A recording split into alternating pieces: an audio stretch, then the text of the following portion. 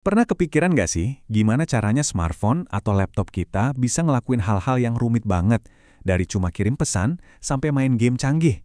Kelihatannya kayak sulap ya kan? Tapi intinya, semua keajaiban teknologi ini tuh dibangun dari keputusan super simple, iya atau tidak, yang terjadi jutaan kali tiap detik. Yuk kita bedah bareng-bareng sulap di baliknya. Nah, jadi pertanyaan besarnya, gimana caranya mesin yang isinya cuma logam sama silikon ini bisa mikir? Gimana sebuah komputer itu beneran bisa bikin keputusan?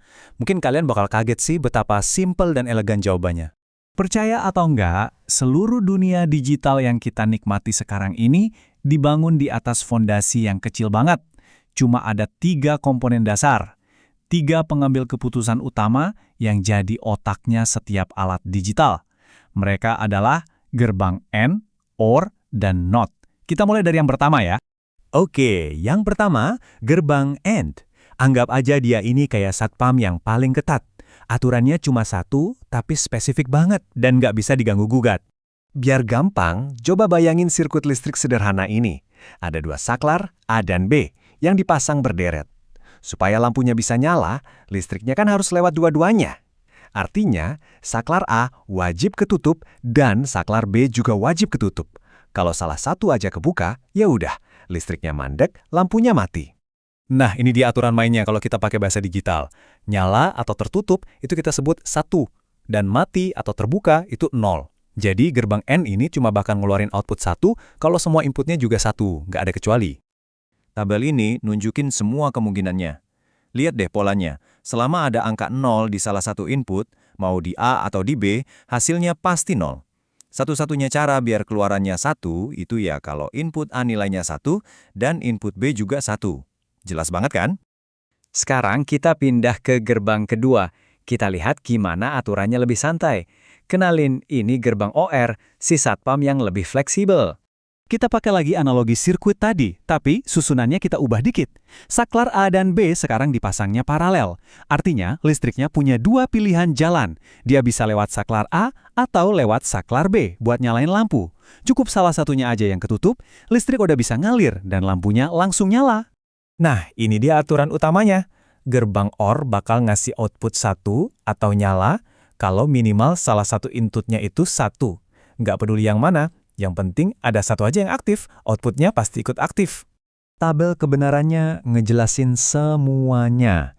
Satu-satunya cara biar outputnya 0, ya kalau dua-duanya 0. Selama ada satu aja angka 1, mau itu di A, di B, atau bahkan dua-duanya, outputnya udah pasti 1. Jauh lebih gampang kan buat nyala dibanding si gerbang N yang super ketat tadi. Jadi, ini dia beda kuncinya. Gerbang AND itu semua atau tidak sama sekali, harus setuju semua. Sementara gerbang OR lebih santai, salah satu aja cukup. Nah, perbedaan mendasar antara harus semua dan cukup satu, inilah yang jadi fondasi semua komputasi kompleks. Terakhir nih, kita punya gerbang yang paling unik sekaligus paling simple. Namanya gerbang NOT. Sesuai namanya, tugas dia cuma satu, ngelakuin kebalikannya. Gerbang NOT sering juga disebut inverter, ini yang paling sederhana. Dia cuma punya 1 jalur masuk dan 1 jalur keluar. Dia ini pemain tunggal, kerjanya sendirian, nggak peduli sama sinyal lain. Aturannya simple banget tapi penting banget. Apapun yang masuk bakal dibalik. Kalau kita kasih input 0 atau mati, dia bakal keluarin 1 atau nyala. Sebaliknya, kalau kita kasih 1, dia bakal keluarin 0. Tabel kebenarannya jadi yang paling pendek. Cuma ada 2 kemungkinan, dan dua-duanya itu kebalikan satu sama lain. Jangan remehkan kesederhanaan ini ya, soalnya kemampuan buat membalik sinyal itu kunci dari banyak banget sirkuit digital yang kompleks. Oke, jadi kita udah punya 3 balok Lego dasar AND, OR, dan NOT. Masing-masing punya aturan main yang simple. Nah, keajaiban yang sebenarnya itu baru muncul pas kita mulai gabungin mereka. Jadi, pertanyaannya sekarang, apa yang terjadi kalau kita sambungin keluaran dari satu gerbang ke masukan gerbang lainnya? Apa kita bisa bikin aturan logika yang benar-benar baru? Jawabannya tentu saja bisa. Ini contoh yang paling klasik. Coba bayangin, kita ambil hasil keluaran dari gerbang AND, terus langsung kita sambungin ke masukannya gerbang NOT. Apa yang terjadi? Kita berhasil menciptakan gerbang baru yang namanya NAND, singkatan dari NOT AND. Cuma dengan kombinasi simpel ini, kita udah bikin fungsi logika yang sama sekali baru. Tabel ini jadi buktinya. Coba deh perhatiin kolom output ND sama output NAND. Hasilnya benar-benar kebalikan sempurna satu sama lain. Satu-satunya kondisi gerbang NAND ngeluarin 0 itu justru pas kedua inputnya 1, persis kebalikannya gerbang ND. Ini nunjukin betapa hebatnya kekuatan dari kombinasi sederhana. Oke, jadi mari kita simpulkan.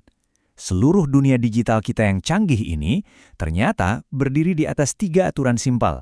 AND yang butuh semua, OR yang cuma butuh 1, dan NOT yang tugasnya membalikan keadaan. Dari 3 balok Lego dasar inilah, dengan cara digabung-gabungin, kita bisa membangun kerumitan logika yang hampir nggak ada batasnya. Ini membawa kita ke satu pemikiran terakhir.